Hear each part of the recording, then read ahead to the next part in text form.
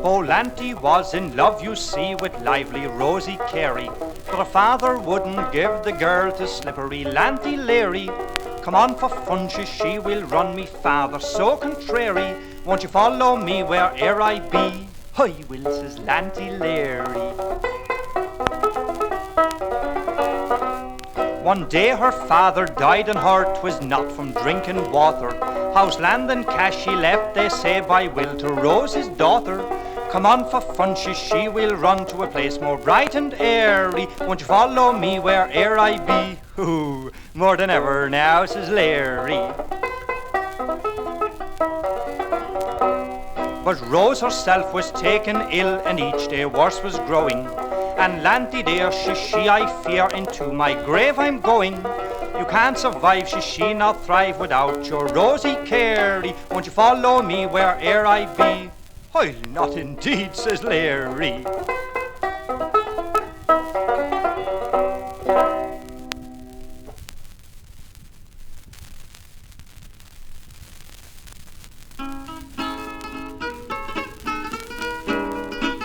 In the year of our Lord 1806, we set sail from the great port of Cork. We were bound far away with a cargo of bricks for the grand city hall of New York. We'd a beautiful craft, she was rigged fore and aft, and Lord, how the trade winds drove her. Oh, she stood fearful blast, she had 23 masts, and we called her the Irish Rover. Donahue and McHugh came from Red Waterloo, and McNeil and McFlail from the Rhine. There was Ludd and McSpud from the land of the flood, McMalone, Mike McGlone and O'Brien.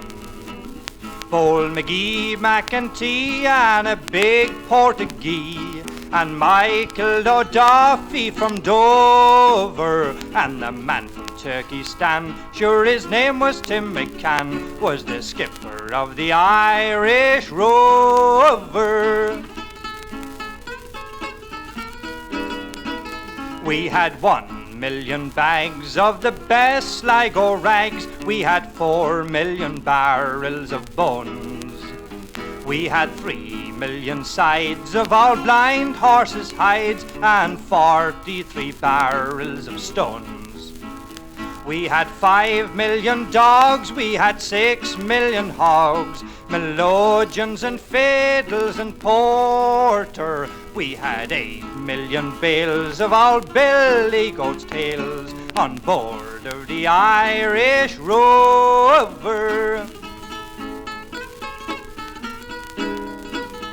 Oh, we sailed 7 years till the measles broke out, and our ship lost its way in the fog. And the whole of the crew was reduced unto 2, 'twas myself and the captain's old dog. Then we struck on the rock with a terrible shock, and Lord, she rolled right over, turned 9 times around. The old dog, he was drowned. I'm the last of the Irish Rover.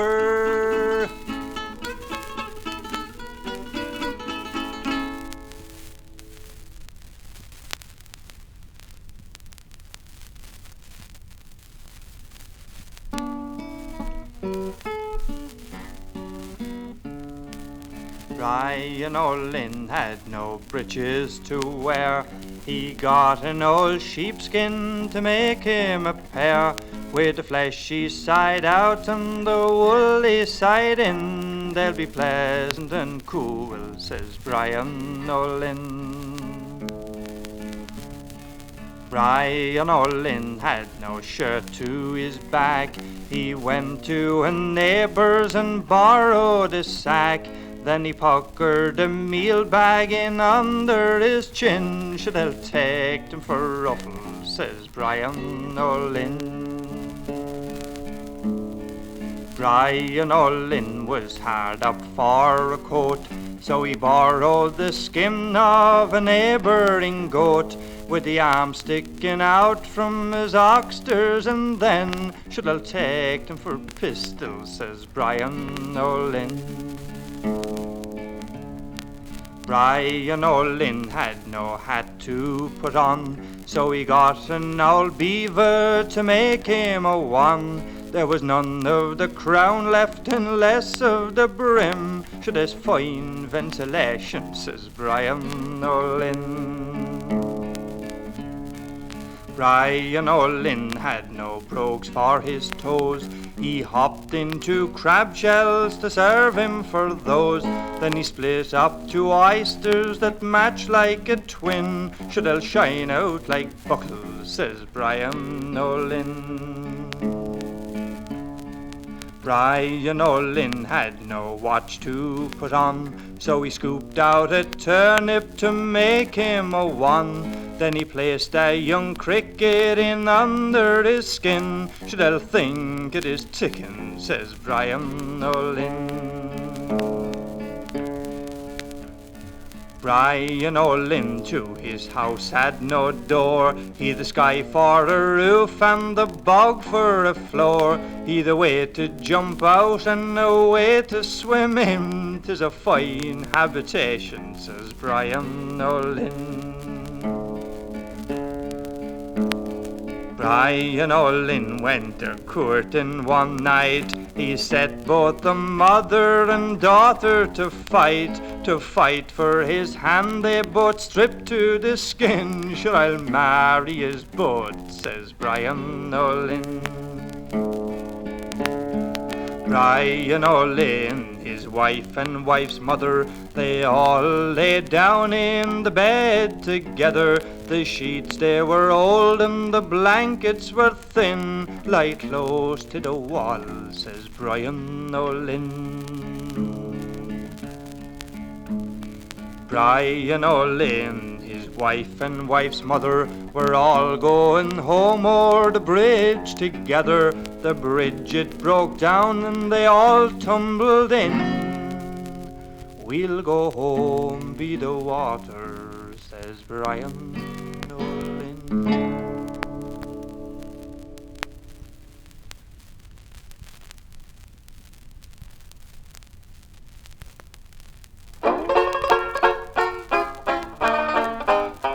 You maids have done hallo, who are anxious for courting. A word of advice I will give unto you.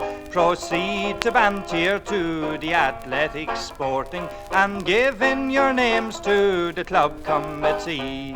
Never commence any sketch of your programme till the carriage you see flying over the hill.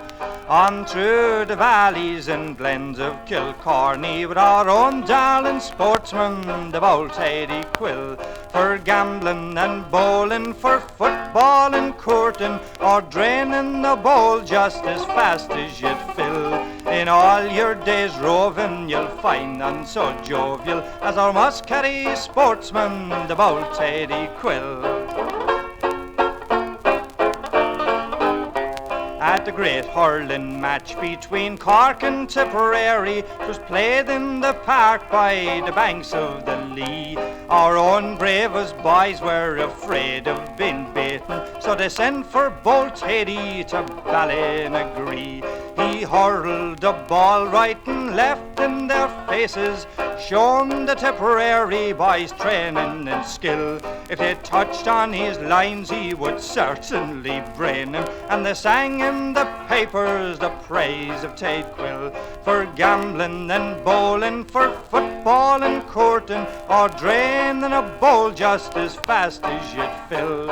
In all your days roving, you'll find none so jovial as our Muscatty sportsman, the bold Thady Quill.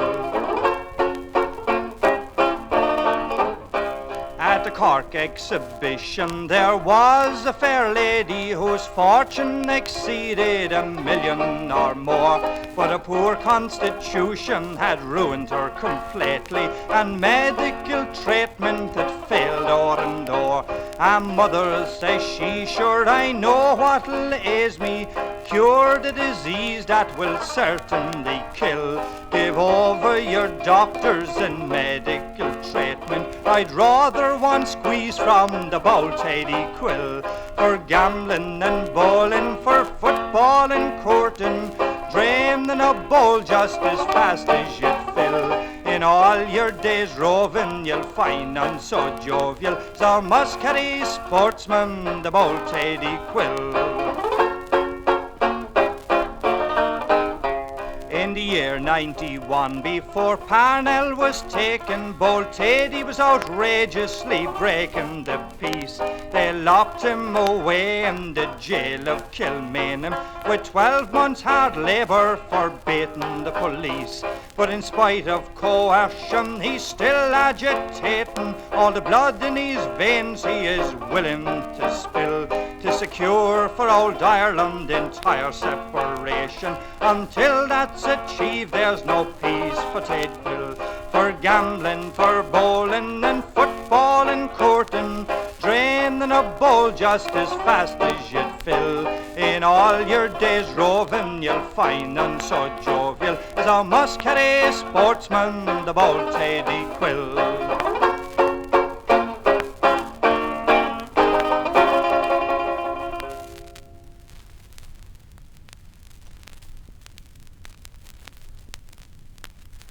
One evening of late, as I happened to stray to the county Tipperary, straight took me away, oh, to dig the potatoes and work be the day. I hired with a Galbally Farmer. I asked him how far we were bound for to go, but the night it was dark and the north wind did blow. I'm hungry and tired and me spirits are low. I have neither the whiskey nor cordial. He made me no answer, but mounted his steed. To the Galbally mountains he posted with speed. I certainly thought me poor heart it would bleed to be trudging behind that old nigger. When I came to the cottage, I entered it first. Oh, it seemed like a kennel or ruined old church. Then says I to myself, oh, I'm left in the lurch in the house of old Darby O'Leary. Now I well recollect it was Michaelmas night. To a hearty good supper he did me invite. Oh, a cup of sour milk that would physic a snipe. Oh, your stomach 'twould put in disorder. The wet old potatoes would poison the cats, and the barn where me bed was swarming with rats. 'Tis little I thought it would fall to me lot to lie in that hole until morning. By what he had said to me I understood.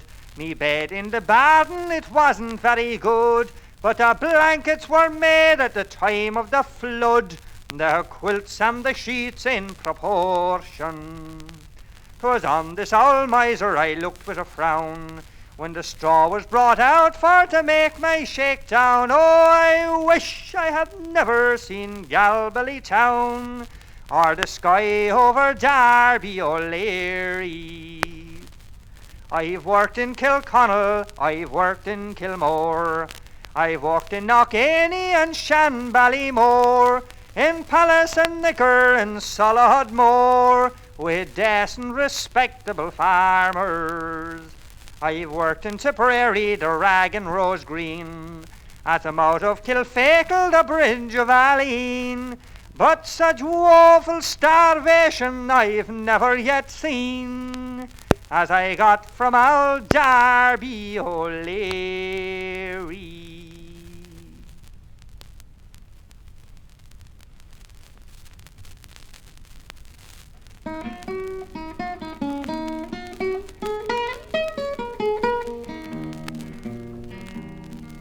As Banjo peelers were out one night on duty a patrolling, no, They met a goat upon the road and took him for being a strolling, no. With bayonets fixed they sallied forth and caught him by the wizen, no. And then swore out a mighty oath they'd send him off to prison, no. Oh mercy, sir, the goat replied, pray let me tell me story, oh. I am no rogue or ribbon man, no croppy Whig or Tory, oh. I'm guilty not of any crime of petty or high treason, no. And I'm sadly wanted at this time, for this is the ranting season, no. It is in vain you do complain, or give your tongue such bridle, oh. You're absent from your dwelling place, disorderly and idle, oh. Your hoary locks will not avail, nor your sublime oration, no. For Grattan's act will you transport by your own information, no. This parish and this neighbourhood are peaceful, quiet and tranquil, though there's no disturbance here, thank God, and long may it continue so. Your oath I don't regard a pin to sign for my committal, though, for me jury will be gentlemen and grant me my acquittal, oh. I'll soon chastise your impudence and insolent behaviour, oh. Well bound to Cashel you'll be sent, where you will find no favour, oh. Impartial Billy Pure Foy will sign your condemnation, oh. From there to Cork you will be sent for speedy transportation, oh. The penal laws I ne'er transgress by deed or combination, no. I have no fixed place of abode, nor certain habitation, no. But Banjo is me dwelling place, where I was born and bred, oh. Descended from an honest race, therefore your threats I scorn, no. Let the consequence be what it will, appealer's power I let you know. I'll fetter you at all events and march you off to prison, no. You villain, sure you can't deny before a judge and jury, oh, that I on you found 2 long spears which threatened me with fury, oh. I'm certain if you weren't drunk with whiskey, rum or brandy, oh, you would not have such gallant spunk or be so bold or manly, oh. You readily would let me pass if I'd the sterling handy, oh, to treat you to a poaching glass. Oh, 'tis then I'd be the dandy, oh.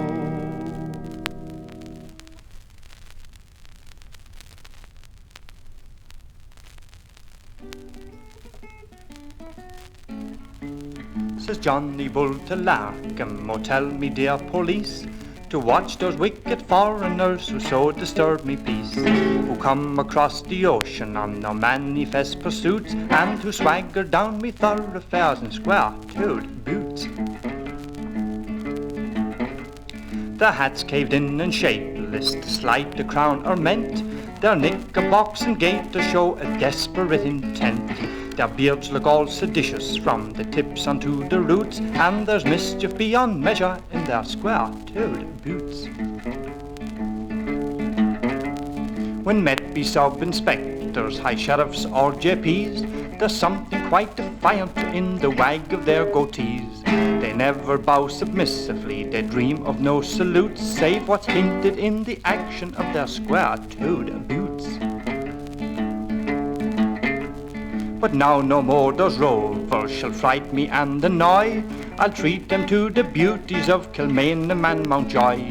For I've made the resolution, whatever be its fruits, that me law shall not be trampled on with square-toed boots. From Larkham to the Royal the word was sent around, and fast they seized Americans wherever they could be found. They dragged them off to prison, and they treated them like brutes on a charge of foul conspiracy and square-toed boots. But now the news has travelled far across the Irish Sea. Old Uncle Sam has heard of it, and a mighty man is he. Through all his huge anatomy a thrill of anger shoots, and like thunder comes the stamping of his square-toed boots. And Johnny Bull grows fearful, as surely well he may, when up the giant rises and strides across his way. For past experience whispers what no later fact refutes, that there's terrible propulsion in his square-toed boots.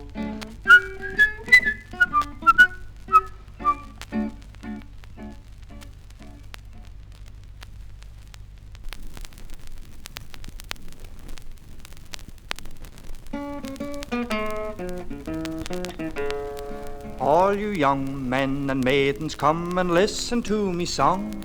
It's something short and comical, it won't detain you long.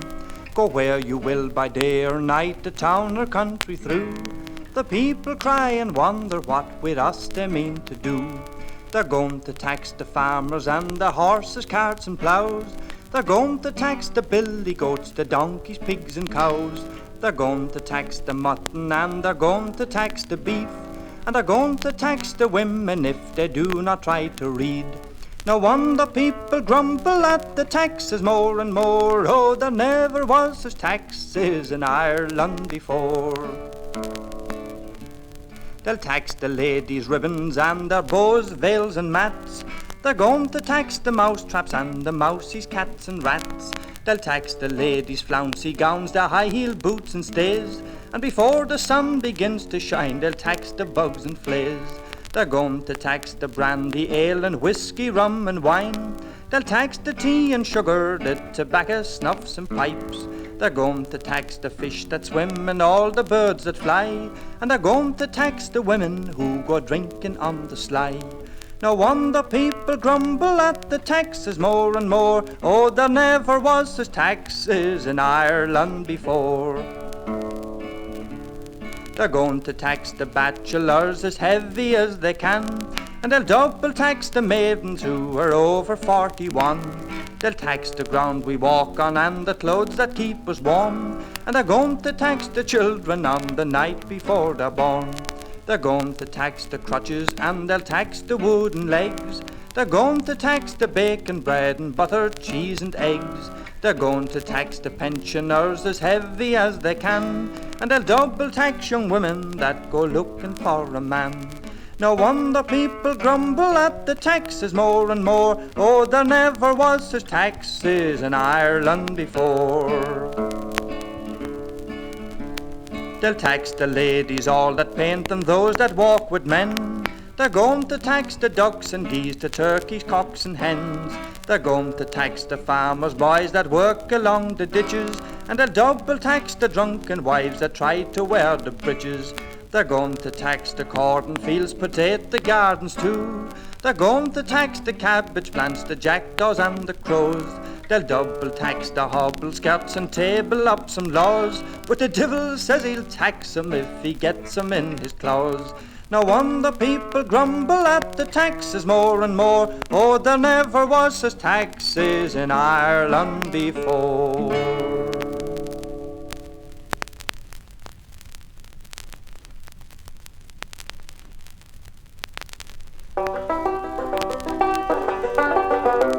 I'd polished the pewter, I tidied the kitchen, my dresser looked white as a stack in the snow, and here by the window my skirt I was stitching, for I'm very neat with a needle to sew.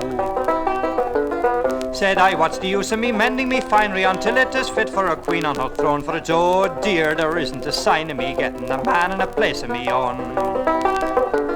'Tis haste to the wedding and haste to the wedding, I sang as I sat at the window alone, for oh no, 'twas oft I was dreading I'd not get a man with a place of me own. 'Twas nearly made up once between me and Larry that lives o'er the mountains of 4 feet of bounds, with 45 acres of land and a quarry. He'd take me and welcome with £95. When he couldn't get it, he said we'd regret it, and then he got wed to a widow in town, and it's oh dear, I lost Larry Pettit, a sensible man with a house of his own. 'Tis haste to the wedding and haste to the wedding, I sang as I sat at the window alone, for oh no, 'twas oft I was dreading I'd not get a man with a place of me own.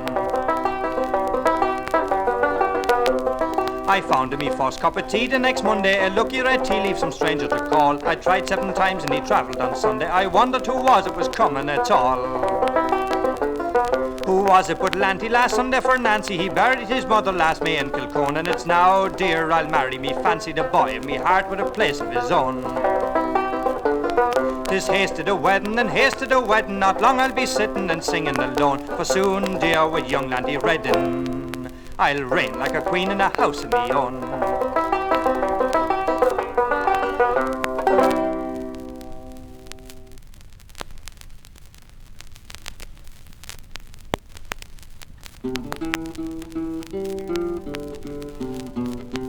In Dublin's big town there are first-class hotels where they give board and lodging to all those big swells. There's blinds on the windows and bells on the doors, and a beautiful carpet laid down on the floors.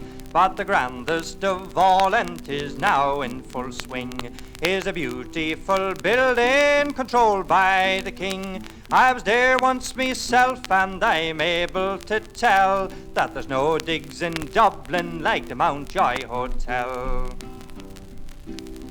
I was met at the train by the porter and bus, and he took me along with a great deal of fuss. We drove through the town like a Viceroy in state, and we never drew rein till we stopped at the gate.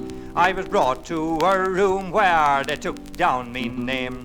They asked my address and the reason I came. When I answered those questions, the clerk rang the bell. I was ordered a bath at the Mountjoy Hotel.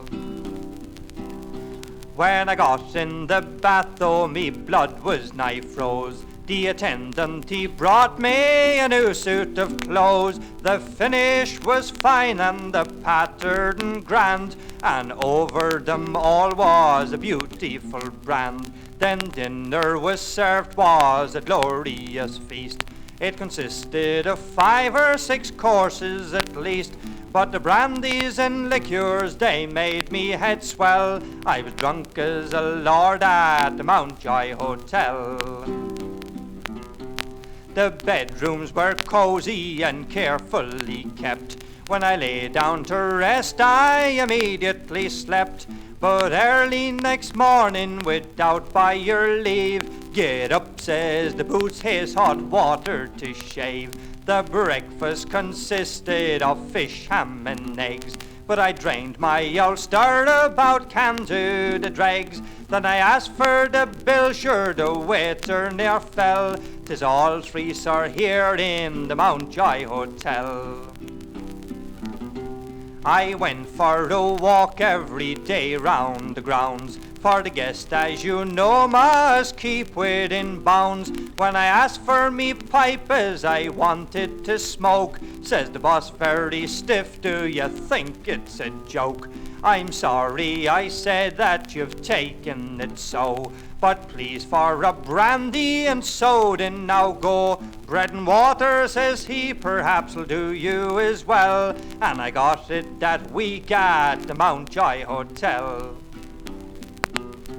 I stopped there 3 months as I couldn't well go, where all were so kind and they treated me so, with light and attendance and everything free, not to mention the extras and afternoon tea. At last came the day when I had to depart. I almost got sick with the joy in me heart, for with all its grand comforts, the truth I must tell, that I won't go again to the Mountjoy Hotel.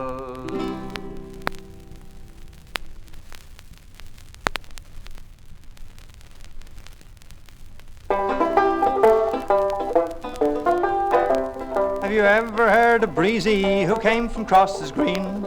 He was the picture of a man his like was never seen, until he joined the football club above in Evergreen, for to play again the Kerry men below in Agadreen. He stood there like an Egypt in the centre of the pitch. The Kerry centre forward came and kicked him in the ditch. His overcoat on top of him, he lay there in his gore, and thousands of spectators were screaming out for more. He's football crazy, completely off his head. His right shin bone is fractured and he's looking very bad. His jaws are dropping in, but not a tooth left in his gob, since Breezy took a notion for to join the football club.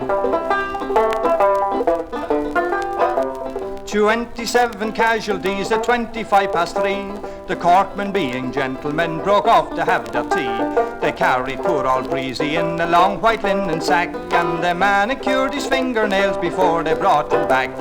Breezy went demented and charged across the field. He slaughtered every Kerry man who threatened not to yield. He scored a dozen goals away before you'd blink an eye. McVaney from the Cold K held his heart for fear he dies. Football crazy, completely off his head. His right shin bone is fractured and he's looking very bad. His jaws are dropping in, but not a tooth left in his gob, since Breezy took a notion for to join a football club. The crowd, they couldn't stand it, they all began to boo. The like of it was never heard outside of Killaloo. Spectators in their thousands came tearing down the pitch, and once again poor Breezy was flung headlong in the ditch. So all you handsome Corkmen, a warning take from me: never join a football club, you're better off at sea.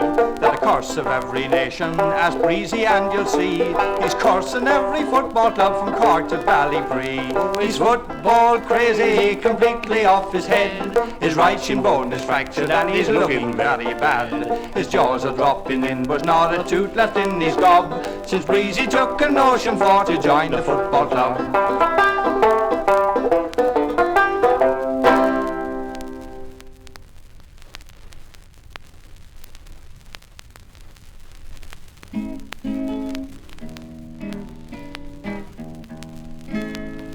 On a street in this city, a statue once stood of Billy, King Billy, King Billy. As an effort in sculpture, he wasn't much good. Was Billy, poor Billy, King Billy. But he gladdened the heart of the Orange man bold, and made him reflect on the brave days of old, while the papist adopted an attitude cold to Billy, King Billy, King Billy. Some denied that this hero in a laurel and bays was Billy, King Billy, King Billy. 'Twas some savage like Nero of old Roman days, not Billy, King Billy, King Billy. On this point in the argument many did join. Was the image faked up from some old foreign coin? Was it really the king who beat James at the Boyne? King Billy, King Billy, King Billy. In the years that are gone, he stood many a shock. Did Billy, poor Billy, King Billy. But one armistice day he received the short knock. Poor Billy, King Billy, King Billy. Then the city commissioners, always so keen, had him carted away from renowned College Green. And so never again shall that statue be seen of Billy, King Billy, King Billy. They dumped in a backyard of Hanover Street poor Billy, King Billy, King Billy, which certainly wasn't the right way to treat poor Billy, King Billy, King Billy. At a late hour of night there appeared on the scene some ardent admirers of dark Rosaline, and the lass and the lack they sawed off the poor bean of Billy, poor Billy, King Billy. No doubt there are many who think it all wrong that Billy, King Billy, should be swept from the sight where he pranced for so long as Billy, King Billy, King Billy.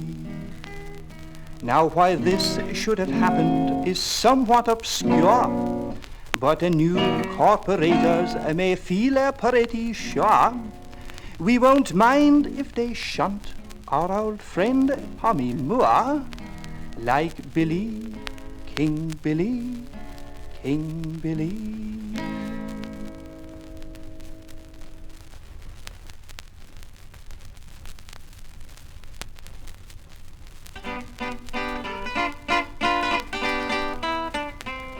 As I went out one morning, it being the month of May, a farmer and his daughter I spied upon me way. And the girl sat down quite calmly to the milking of her cow, saying I will and I must get married, for the humour is on me now. Be quiet, you foolish daughter, and hold your simple tongue. You're better free and single and happy while you're young. But the daughter shook her shoulders and milked her patient cow, saying I will and I must get married, for the humour is on me now.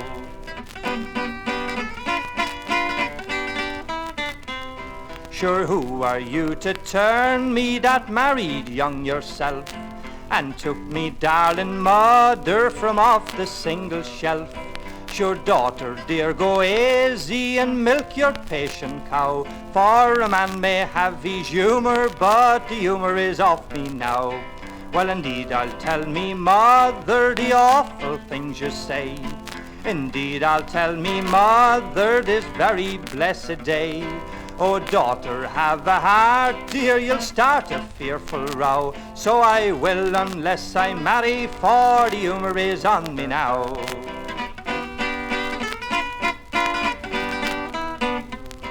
Oh, if you must be married, will you tell me who's the man?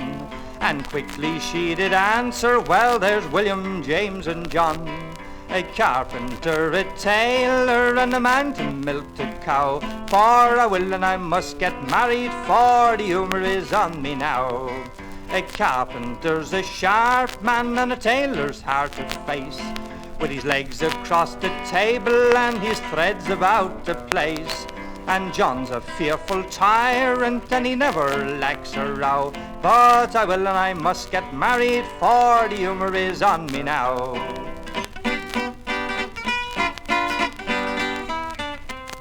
Well, if you must be married, will you tell me what you'll do? Sure, I will the daughter answer, just the same as ma and you. I'll be mistress of me dairy and me butter and me cow, and your husband too I'll venture, for the humour is on you now. At last the daughter married, and married well-to-do. She loved her darling husband for a month, a year or two. But John was all a tyrant, and she quickly rued her vow, saying I'm sorry to God I got married, for the humour is off me now.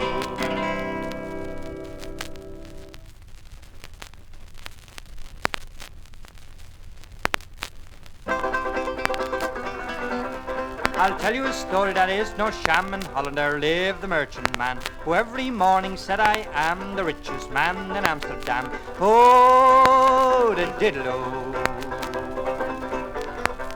One day he sat full as an egg, when a poor relation came in to beg, and kicking him out he kicked a keg, and kicking this keg he broke his leg.